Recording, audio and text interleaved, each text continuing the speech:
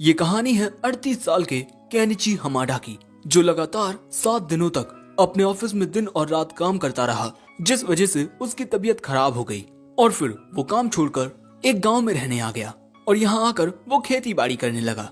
उसकी जिंदगी ऐसे ही अच्छी चल रही थी। एक दिन वो एक टीवी शो देखता है जिसमें एक लड़के को एक गॉडेस दूसरी दुनिया में भेज देती है।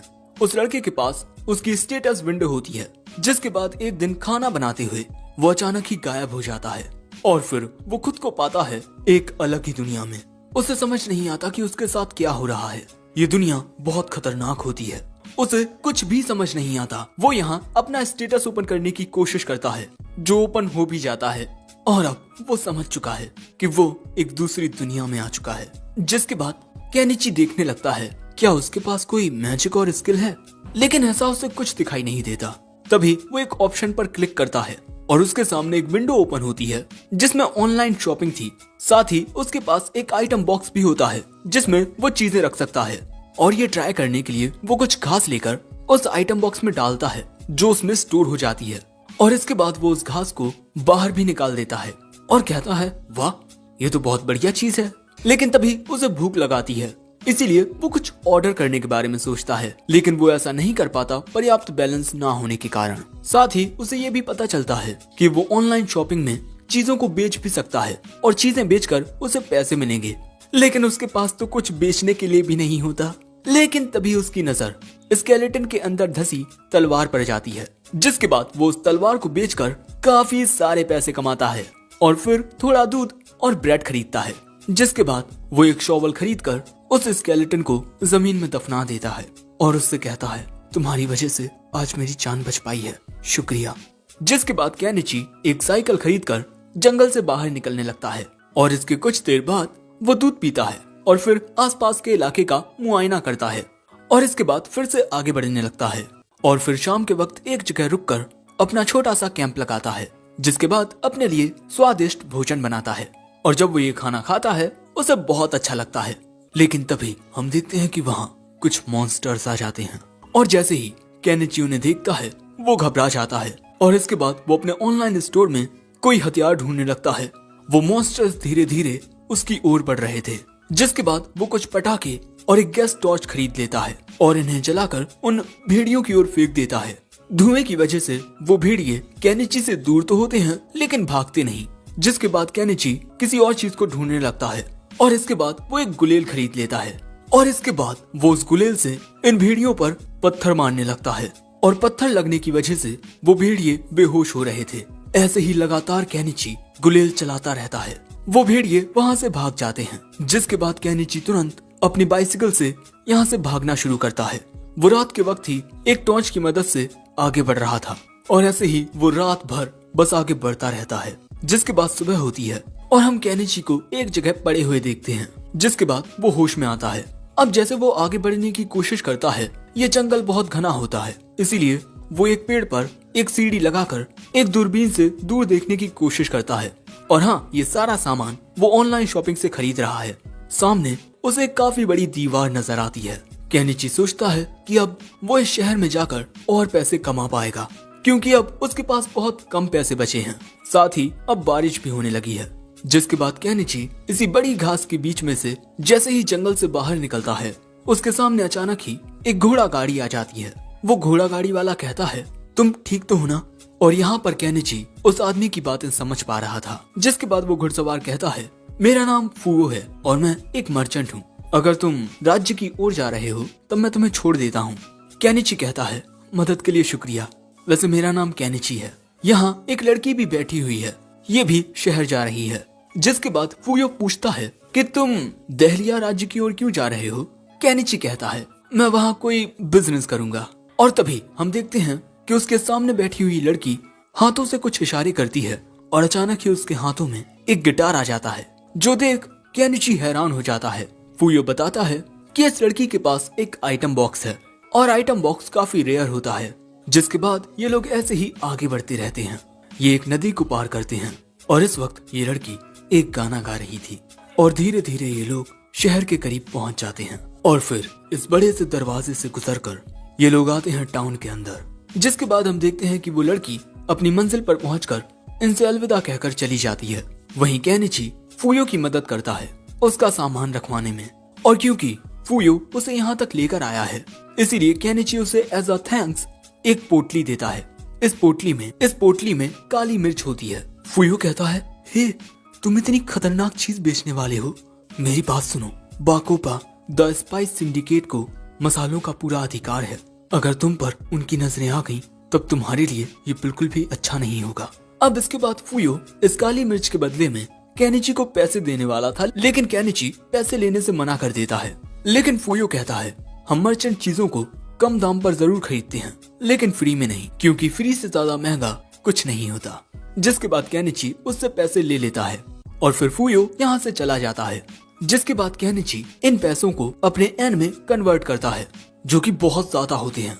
अब इसके बाद शाम हो जाती है और केनिची एक रेस्टोरेंट में आता है। एक मेड उससे कहती है, डालिया के बेस्ट रेस्टोरेंट में आपका स्वागत है। केनिची कहता है उसे यहाँ एक कमरा चाहिए। वो मेड बताती है, खाने पीने के बिना एक कमरा आपको 1 कॉपर कॉइन में पड़ेगा। केनिची इसके लिए ही राजी हो जाता है और वो 1 कॉपर कॉइन जमा कर देता है। वो लड़की कहती है, आपने काफी अलग प्रकार के कपड़े पहने हैं, क्या आप कोई राहगीर हो? वो कहता है, नहीं, मैं यहाँ एक बिजनेस ओपन करने आया हूँ। लेकिन उसे पता चलता है कि अगर उसे पढ़ना लिखना और कैलकुलेट करना नहीं आता है तब वो मर्चेंट्स गिल्ड में रजिस्टर नहीं कर पाएगा। केनिची कहता है, मुझे पढ़ने और लिखने में दिक्कत होगी, लेकिन मैं कैलकुलेट कर सकता हूँ। जिसके बाद वो मेड केनिची से एक छोटा सा सवाल पूछती है और फिर इस बात से हैरान हो जाती है कि केनिची ने उसे बिल्कुल सही जवाब दिया। जिसके बाद केनिची उसे अपना नाम बताता है ताकि वो उसके नाम को रजिस्टर कर दे। वो केनिची को अपना नाम भी बताती है, अज़ेलिया। तभी केनिची कहता है, हे अज़ेलिया, क्या तुम मुझे इस देश की भाषा पढ़ना और लिखना सिखा सकती हो? बदले में मैं तुम्हें एक दूसरे देश की बहुत ही अच्छी कैंडी दूंगा। और इसके बाद जब अज़ेलिया उन कैंडीज को टेस्ट करती है तब भैया उसका स्वाद बहुत ही अच्छा होता है। इन कैंडीज को खाकर अज़ेलिया को बिल्कुल किसी नोबल की तरह फील हो रहा था। तभी अज़ेलिया कहती है, अगर उन लोगों को पता चल गया कि मेरे पास ये है तब वो इसे मुझसे छीन लेंगे। अरे नहीं, अब मैं क्या करूं? अगले सीन में हम देखते हैं कि अज़ेलिया केनिची को लिखना और पढ़ना सिखाने लगती है और केनिची थोड़ी ही देर में लिखना और पढ़ना सीख जाता है। जो देख अज़ेलिया कहती है, तुम तो बहुत ही ज्यादा होशियार हो, तुम जरूर एक बहुत बड़े मर्चेंट बनोगे। मुझे तो लगता है कि मुझे तुम्हारी प्रेमिका बन जाना चाहिए। केनिची कहता है, ये तुम क्या बोल रही हो, मैं तुम्हारे पिता की उम्र का हूँ। और अगले ही पल में हम देखते हैं कि अज़ेलिया ये देखकर हैरान हो जाती है कि केनिची ने उसकी कितनी अच्छी ड्राइंग बनाई है और इसी वजह से वो इतनी ज्यादा खुश होती है कि केनिची से चिपक ही जाती है और कहती है, तुमने मुझे इतनी अच्छी कैंडीज दी, मेरी ड्राइंग बनाई, आखिर मैं तुम्हें इन सब के लिए शुक्रिया कैसे कहूँ? जिसके बाद वो केनिची को बिस्तर पर पटक देती है। फिर केनिची के कमरे की बत्ती गुल हो जाती है। फिर क्या हुआ मैं बताने नहीं वाला। अब अगले दिन केनिची गिल्ड में आता है। यहाँ उसे फिल करने के लिए एक फॉर्म मिलता है। केनिची देखता है कि इन सभी कागजों को हाथों से लिखा गया है, शायद से अभी इस दुनिया में प्रिंटिंग नहीं है। जिसके बाद केनिची सभी चीजें लिखकर उस फॉर्म को एक रिसेप्शनिस्ट को दे देता है और उसकी रजिस्ट्रेशन फीस 1 सिल्वर कॉइन होती है। लेकिन ये तो बहुत ज्यादा होते हैं, इसीलिए केनिची कहता है, मैं आपको ये पैसे इंस्टॉलमेंट में दूं तो चलेगा? वो कहती है, हाँ क्यों नहीं। जिसके बाद वो केनिची को उसकी गिल्ड आईडी देती है। हाँ, ये छड़ी उसकी गिल्ड आईडी है। जिसके बाद केनिची एक फाउंटेन के पास आता है और फिर वो इस शहर के बाजार को घूमने लगता है और यहाँ पर अलग अलग चीजों की कीमतें देखने लगता है कि यहाँ कौन सी चीज कितनी कीमत की है। तभी एक लड़की उससे कहती है, अंकल क्या आप ये ट्री कलर फ्रूट खाना चाहेंगे? ये बहुत टेस्टी होते हैं। इनके अलग अलग रंगों को देखकर केनिची कहता है, वाह ये तो काफी अलग हैं। ठीक है, मुझे 1 डजन दे दीजिए। केनिची को वो फल एक थैली में मिलते हैं। उन्हें देख केनिची सोच रहा था, आखिर ये किस तरह के फल हैं। वो उन्हें अपने आइटम बॉक्स में रखकर उनके नाम देखने लगता है। जिसके बाद वो एक फल अज़ेलिया को देता है और फिर अपने कमरे की ओर जाने लगता है। इस फल के लिए अज़ेलिया उसे शुक्रिया कहती है। साथ ही उसे ये भी पता चलता है कि केनिची ने गिल्ड में रजिस्टर कर लिया है। जिसके बाद हम देखते हैं कि केनिची अपने बिस्तर पर लेटकर अपनी गिल्ड आईडी को देख रहा था और ऐसे ही देखते देखते वो वहाँ सो जाता है। अब अगले दिन हम देखते हैं कि अज़ेलिया केनिची को कुछ बनाते हुए देख रही है और थोड़ी ही देर में केनिची अपना काम कर लेता है। उसने थोड़ी कारपेंट्री करके एक बहुत ही अच्छा बिस्तर तैयार कर लिया है। जिसके बाद केनिची इसी तरह लकड़ी से कपड़े टांगने की ये चीजें बनाता है। एजेलिया देखती है कि जिन क्लॉथ स्पिन्स का वो इस्तेमाल करती है ये तो उनसे बहुत ही बढ़िया हैं और वो तो बहुत आसानी से टूट भी जाती हैं। इसीलिए एजेलिया पूछती है, क्या तुम इन्हें बेचने वाले हो? केनिची सोचता है क्या ये फायदेमंद होगी। जिसके बाद हमें बाजार का सीन दिखाया जाता है और यहाँ केनिची एक आंटी के पास आकर पूछता है, क्या मैं अपनी दुकान आपके बगल वाली जगह पर लगा सकता हूँ? वो कहती हैं, हाँ क्यों नहीं। और केनिची अपने आइटम बॉक्स में से अपनी दुकान निकाल लेता है। आंटी कहती हैं, वाह आपके पास तो आइटम बॉक्स है। केनिची कहता है, हाँ छोटा सा आइटम बॉक्स। जिसके बाद केनिची वहाँ अपना सामान रखने लगता है। वो आंटी केनिची से पूछती हैं कि ये क्लिप्स कितने की हैं? वो कहता है, एक कॉपर कॉइन में 5 क्लिप्स। वो आंटी कहती हैं, ठीक है मैं ऐसी 5 खरीदना चाहती हूँ। वैसे मेरा नाम अनामा है, मैं यहाँ काफी वक्त से सामान बेच रही हूँ। वो कहता है, मैं हूँ केनिची, मैं एक बहुत दूर के गांव से आया हूँ। अब इसके बाद आंटी अपनी जगह पर बैठ जाती हैं और केनिची ग्राहक के आने का इंतजार करने लगता है। और ऐसे ही कुछ वक्त गुजरता है और थोड़ी ही देर में इनकी दुकानों पर ग्राहक आने लगते हैं। काफी लोग केनिची का सामान खरीदते हैं। जिसके बाद एक मेड आती है केनिची की दुकान पर और वो ये क्लिप्स लेकर चली जाती है। लंच ब्रेक के दौरान आंटी कहती हैं, तुम्हारी ये क्लिप्स तो काफी अच्छे से बिक रही हैं। जिसके बाद हमें पता चलता है कि केनिची ने कुछ मुनाफा कमा लिया है। वो इन्हें ही बेचकर एक काफी अच्छी जिंदगी जी सकता है। लेकिन दूसरे लोग भी फिर इसी तरह से चीजें बेचना शुरू कर देंगे। लेकिन तभी उसकी दुकान पर एक आदमी आता है।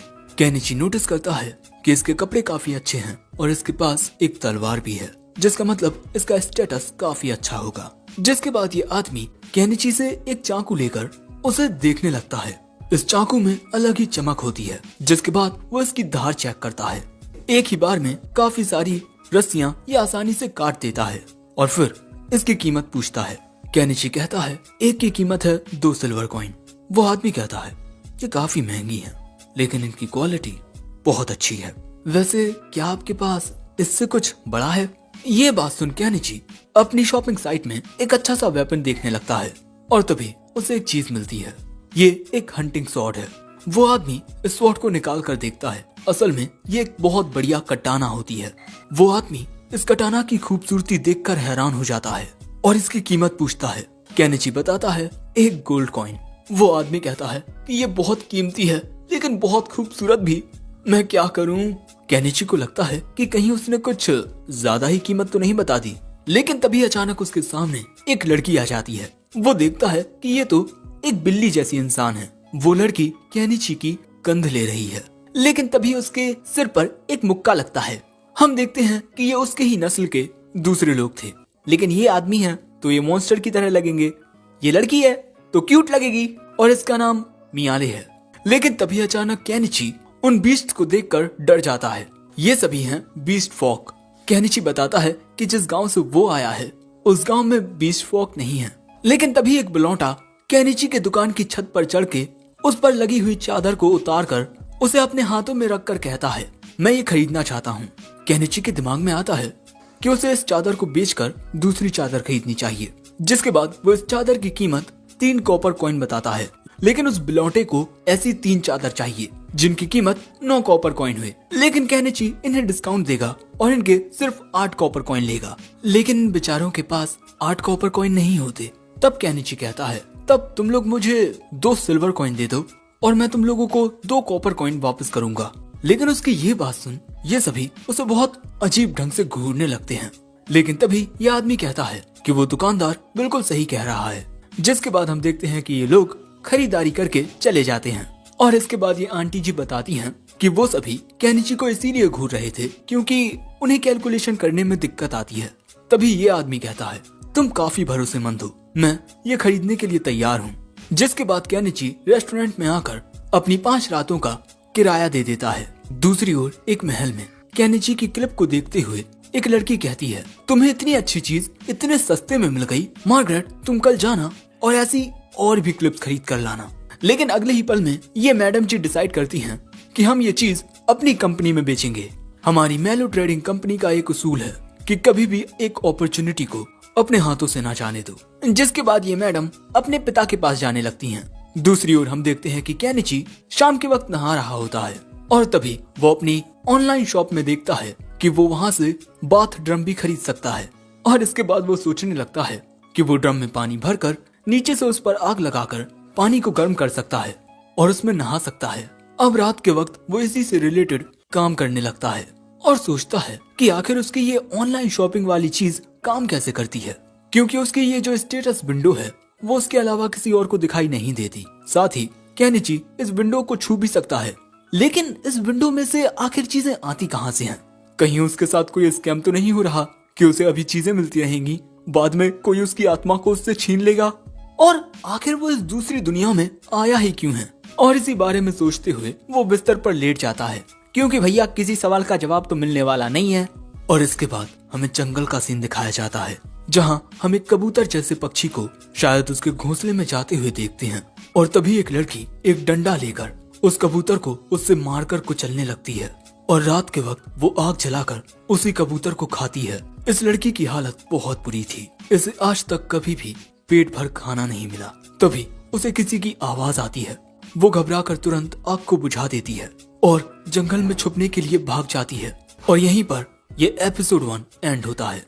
एपिसोड 2 की शुरुआत में हम देखते हैं कि केनिची अपनी ऑनलाइन शॉपिंग से जिरकोनियम और कट ग्लास खरीदकर उनके ऐसे आभूषण बनाकर बेच रहा है, ये सोचते हुए कि भले से ही ये असल हीरे जवाहरात ना हो, लेकिन किसी औरत के मन को तो ये भा ही लेंगे।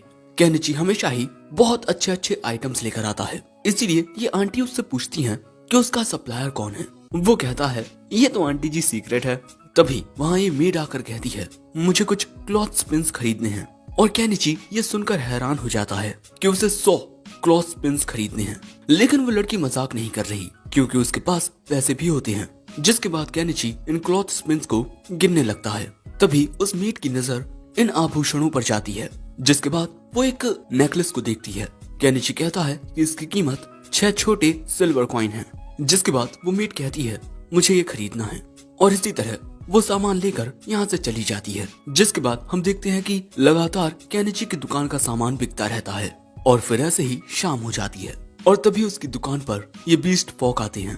केनिची को लगता है कि ये लोग जो कपड़ा यहाँ से खरीद कर लेकर गए थे उसकी कंप्लेन लेकर आए हैं। लेकिन तभी ये कैट गर्ल मियाले केनिची को स्मेल करके कहती है मैं जानती थी तुम में से मसालों की खुशबू आ रही है। और तभी ये सभी बीस्ट फॉक केनिची से कहते हैं प्लीज हम आपके मसाले खरीदना चाहते हैं।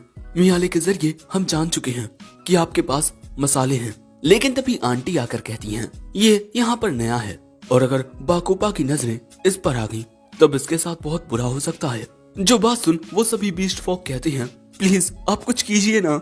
वहाँ पर जो लोग खड़े होकर ये सब देख रहे थे वो भी कह रहे थे अगर ये बाकोपा की नजरों में आ गया तो वो इसकी हालत बहुत बुरी कर देंगे। अब ये सारी बातें सुनने के बाद केनिची उन लोगों से कहता है मैं तुम सबको मसाले तो नहीं बेच सकता, लेकिन वो खाना जरूर खिला सकता हूँ जिसमें मसाले डरते हैं। हम टाउन की बाहर वाली नदी के पास खाना खाएंगे, ओके? और ये बात सुन वो सभी बहुत ज्यादा खुश हो जाते हैं और केनिची को उठाकर वहाँ से भागकर जाने लगते हैं। अब रात के वक्त हम देखते हैं कि ये सभी नदी किनारे होते हैं। केनिची ने खाना बनाने की सारी सामग्री निकाल ली थी। इनके साथ अनामा आंटी भी होती हैं, और यहाँ अनामा आंटी गाजरों को देखकर हैरान हो गई थी कि ये किस तरह की सब्जियां हैं। जिसके बाद ये बीस्ट फॉक नदी में से कुछ मछलियां पकड़ते हैं। फिर आंटी गाजर काटती हैं और मियाले सूप बनाने लगती है, और केनिची मछली को काट के उस पर मसाले छिड़कता है और फिर सभी कटी हुई सब्जियों को तलता है। और यहाँ पर इन सभी को खाने की बहुत अच्छी खुशबू आ रही थी, और फिर खाना बनकर तैयार हो जाता है। और इन लोगों को ये खाना इतना अच्छा लगता है कि ये उसे भुक्कड़ों की तरह खाने लगते हैं। आंटी भी कहती हैं आज से पहले उन्होंने इतना अच्छा खाना कभी नहीं खाया। तभी ये बीस्ट फॉक कहते हैं काश इतने अच्छे खाने के साथ हमारे पास शराब भी होती। और अगले ही पल में केनिची शराब ऑर्डर कर लेता है और कहता है आज तुम सभी इस पार्टी को अच्छे से एंजॉय करो, लेकिन यहाँ पर जो हुआ वो कभी किसी को मत बताना। जिसके बाद ये सभी शराब पीते हैं। अब यहाँ आंटी कहती है इतना अच्छा होना तुम्हारे लिए नुकसानदायक हो सकता है। लेकिन तभी मियाले थोड़ी और शराब लेने आती है। उसे शराब देते हुए केनिची अपना नाम बताकर उससे उसका नाम पूछता है। वो अपना नाम मियाले बताती है। तभी ये लोग भी अपना नाम बताते हैं। इसका नाम है नियांची, ये बीच वाला नियामेलो, और आखिर का नियाकेरो। मियाले कहती है हमें तुमसे मिलकर अच्छा लगा। केनिची कहता है मुझे भी तुम सबसे मिलकर अच्छा लगा। जिसके बाद ये तीनों अपने कपड़े उतारने लगते हैं, और फिर मियाले भी अपने कपड़े उतार कर पानी में बाकी सबके साथ कूद जाती है। तभी केनिची उन सभी को एक साबुन देता है, जिसके बाद ये लोग साबुन भी लगाते हैं और इन सभी को नहाने में बहुत मजा आ रहा था। जिसके बाद केनिची टॉवल से मियाले को पोंछता भी है, जिसके बाद ये सभी थकान के मारे सो जाते हैं। लेकिन मियाले केनिची के ऊपर जाकर सोती है। और दोस्तों, आज रात तारे बहुत प्यारे लग रहे थे।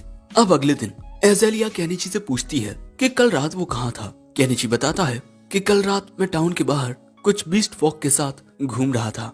एज़ेलिया कहती है, तुम बीस्ट वुमेन के साथ घूम सकते हो, पर मेरे साथ नहीं, हाँ? जिसके बाद वो केनिची की शर्ट साफ करती है और उसमें से मियाले के रेशे बाहर गिरते हैं और फिर एज़ेलिया यहाँ से चली जाती है। और अब शायद वो केनिची से नाराज हो गई है।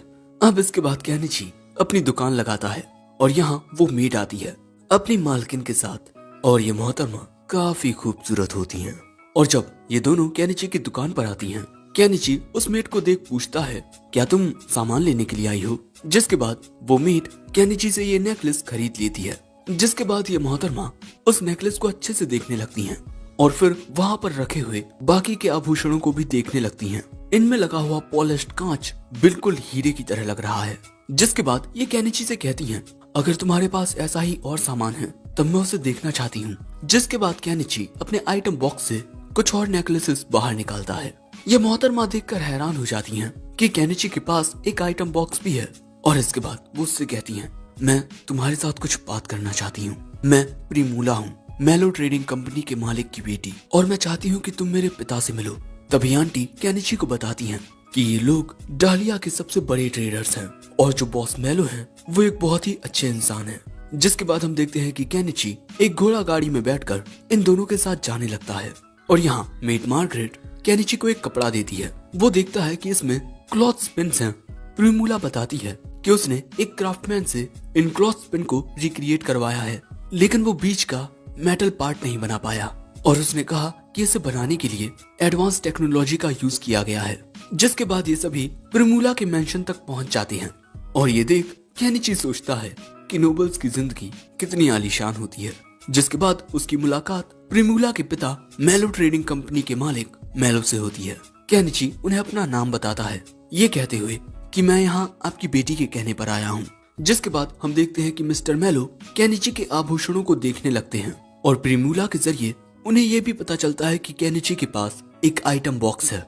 और जब वो केनिची से इस बारे में पूछते हैं तब वो कहता है कि हाँ, लेकिन वो बस एक छोटा सा आइटम बॉक्स है। लेकिन तभी केनिची को पता चलता है कि मिस्टर मेलो के पास भी एक आइटम बॉक्स है। वो कहते हैं, मैं अपने आइटम बॉक्स के जरिए ही अपनी ट्रेडिंग कंपनी को इतना बड़ा बना पाया हूँ।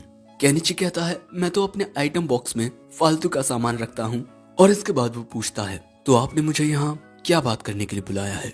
मिस्टर मेलो कहते हैं, मैं चाहता हूँ कि तुम मेरी मेलो ट्रेडिंग कंपनी के लिए एक सप्लायर बन जाओ। केनिची कहता है, अगर आप मेरी दुकान के सामान को बेचना ही चाहते हैं तब आप उसे मेरी दुकान से कम दाम पर खरीद कर बाजार में महंगे में बेच सकते हैं। वो कहते हैं, अगर हमने ऐसा किया तब क्या तुम्हें अच्छा लगेगा? नहीं ना। और इसके अलावा हो सकता है कि हमारे राइवल्स भी तुम्हें कोई बड़ा ऑफर देकर बहलाने फुसलाने की कोशिश करें, और मैं नहीं चाहता कि ऐसा हो। हमारी मेलो ट्रेडिंग कंपनी के सक्सेस सीक्रेट्स में से एक है कि अपने सामने के प्रॉफिट को देखकर कभी अंधे मत हो जाओ। हो सकता है कि आगे चलकर तुम्हें कोई बेहतर अपॉर्चुनिटी मिल जाए, और अगर आप मेरे ऑफर के लिए तैयार हो जाते हैं तो मैं आपको बिक्री का 50% दूंगा। उन्हें लग रहा था कि केनिची इतने में नहीं मानेगा, लेकिन वो हामी भर देता है। जिसके बाद ये दोनों हाथ मिलाकर अपनी डील पक्की कर लेते हैं। जिसके बाद केनिची उन्हें अपने कुछ प्रोडक्ट दिखाता है और ये सब प्रिमूला को तो बहुत अच्छे लगते हैं। पिताजी, क्या मैं इन्हें खरीद सकती हूँ? वो कहते हैं, हाँ क्यों नहीं। और अब प्रिमूला कहती है, मिस्टर केनिची, मैं आपको इनके बदले में 10 गोल्ड कॉइन दूंगी। केनिची 10 गोल्ड कॉइन को एन में कन्वर्ट करने लगता है, जो कि बहुत ज्यादा होते हैं। जिसके बाद प्रिमूला उन्हें खरीद लेती है और इसी तरह थोड़े ही वक्त में केनिची का जो ऑनलाइन शॉपिंग में बैलेंस है वो 8 डिजिट से ज्यादा का हो गया। इसीलिए केनिची अपने लिए एक घर खरीद लेता है। जिसके बाद हम देखते हैं कि केनिची टाउन से बाहर जाने लगता है। वो पुल को पार करते हुए जंगल में आ जाता है और इस जंगल के अंदर जाने लगता है, क्योंकि अपनी दुनिया में भी वो ऐसे ही एक जंगल के बीच घर बनाकर वहाँ रहने लगा था और उसे यहाँ जंगल के बीच एक जगह मिल जाती है। और हाँ, वो एज़ेलिया को बता चुका है कि अब वो जंगल में जाकर रहेगा। एज़ेलिया ने उसे बताया कि वहाँ पर खतरा हो सकता है। उसका सामना तो केनिची पहले ही कर चुका है, इसीलिए वो कहता है कि मैं अपना घर शहर की दीवारों से ज्यादा दूर नहीं बनाऊंगा। जो सुन एज़ेलिया कहती है, तुम ना बहुत अजीब हो। जिसके बाद केनिची जंगल में घास काटता है और फिर एक दूसरा काम करने लगता है। काफी देर तक काम करने के बाद वो थोड़ा दूध पीता है। उसने अपने आने जाने के लिए एक रास्ता बना लिया है। जिसके बाद वो एक चेन सॉ से पेड़ काटना शुरू करता है। वो काफी सारे पेड़ काट लेता है, लेकिन अब उसके सामने एक बहुत ही मोटा पेड़ होता है। वो उसे काटना शुरू करता है, लेकिन इतना काटने के बाद बहुत ज्यादा थक जाता है। जिसके बाद वो कील और हथौड़े से उस पेड़ को इस तरह काटना शुरू करता है और कुछ देर में ही वो पेड़ कट जाता है। यहाँ पर केनिची ने एक पेड़ काट लिया है, लेकिन इसे काटने में ही वो काफी ज्यादा थक चुका है और इसी तरह वो काफी सारे पेड़ों को काट लेता है। अब वो इन कटे हुए पेड़ों को आइटम बॉक्स में रखने की कोशिश करता है, लेकिन वो ऐसा कर नहीं पाता क्योंकि ये पेड़ बहुत ज्यादा बड़े होते हैं। इसीलिए वो एक चेन सॉ से इन्हें काटना शुरू कर देता है। शाम होते होते वो इन बड़े पेड़ों को छोटे टुकड़ों में काट लेता है और फिर उन्हें अपने आइटम बॉक्स में रख लेता है। साथ ही उसे ये भी पता चलता है कि वो अपने आइटम बॉक्स में 10 मीटर से ज्यादा लंबा सामान नहीं रख सकता। अब यहाँ पर उसने काफी सारा काम कर लिया है और शाम भी हो गई है, इसीलिए वो आज इतना ही रहने देता है। अब अगले दिन वो एक फावड़े से इस पेड़ के नीचे की मिट्टी को खुदेने लगता है और काफी देर होने के बाद भी वो एक ही पेड़ को सिर्फ आधा ही खुदे पाया और इसी में वो बहुत ज्यादा थक चुका है। और यहाँ पर कितने सारे पेड़ हैं। वो गुस्से में आकर अपना शवल फेंक देता है, मैं इतना ज्यादा नहीं खुदे सकता। जिसके बाद वो अजीब सी हरकतें करता हुआ अपनी ऑनलाइन शॉपिंग से एक जाइंट मैका को सम्मन करता है। अरे मेरा मतलब अपनी ऑनलाइन शॉपिंग से ये मशीन खरीदता है, लेकिन यहाँ पर उसने एक बहुत ही महंगी मशीन खरीद ली है। लेकिन अब क्या ही करें, खरीद ली तो खरीद ली, लेकिन अब उसे वो मजदूरी का काम नहीं करना पड़ेगा। जिसके बाद वो उसमें बैठकर उसे चलाना शुरू करता है, लेकिन तभी उसे याद आता है कि वो इतनी बड़ी मशीन को चलाने के लिए डीजल कहाँ से लाएगा। और वो अपनी इन्वेंट्री में देखने लगता है, ना ही उसमें डीजल होता है और ना ही केरोसिन, लेकिन उसे लैंप ऑयल दिख जाता है जिसका इस्तेमाल वो केरोसिन की जगह कर सकता है। लेकिन 1 लीटर 1800 रुपए का है। लेकिन क्या करें, महंगा होने के बावजूद भी खरीदना मजबूरी है। वो खरीद लेता है, लेकिन इसके बाद वो इस बारे में भी सोचने लगता है कि कहीं ये ऑयल मशीन में डालने के बाद मशीन काम करना ही बंद ना कर दे। इसी वजह से अब वो एक डीजल जनरेटर मशीन को भी ऑर्डर कर लेता है, लेकिन उसका मैनुअल तो वो पढ़ ही नहीं पाता। और फिर वो डीजल जनरेटर में लैंप ऑयल डालने लगता है और उसकी ये मशीन काम कर जाती है। वो बहुत खुश होता है। जिसके बाद वो एक ड्रम केबल खरीद कर रात में काम करने के लिए वहां पर 2 बल्ब उजाल लेता है। अब क्योंकि उसने सारा दिन बहुत मेहनत की है, इसीलिए वो नदी में आकर नहाने लगता है। लेकिन भैया उसे मच्छर बहुत काट रहे हैं। एज़ेलिया ने उससे कहा था कि उसे बग रिपेलेंट मैजिक स्टोन खरीद लेना चाहिए। जिसके बाद वो उसे खरीदने के लिए एक टूल शॉप में आता है। यहाँ पर एक बूढ़ा मेज होता है। केनिची कहता है, मैं भी आपकी तरह एक दुकानदार हूँ, लेकिन मैं बाहर से आया हूँ। वो मेज कहता है, ओह तुम बाहर से आए हो, अगर तुम्हारे पास बेचने के लिए अच्छे प्रोडक्ट्स हैं तब मैं उन्हें अच्छी कीमत पर खरीद सकता हूँ। केनिची कहता है, मैं यहाँ बेचने नहीं बल्कि खरीदने आया हूँ बग रिपेलेंट मैजिक स्टोन्स, लेकिन एक स्टोन 3 सिल्वर कॉइन्स का है। अब क्योंकि ये बहुत ज्यादा महंगा होता है, इसीलिए केनिची कहता है, क्यों ना हम आइटम्स को एक्सचेंज कर लें, मैं आपको मेरे देश के ये फल दे सकता हूँ। मेज कहता है, मैंने आज से पहले ऐसे फल कभी नहीं देखे, लेकिन फिर भी मैं इन्हें ले लेता हूँ।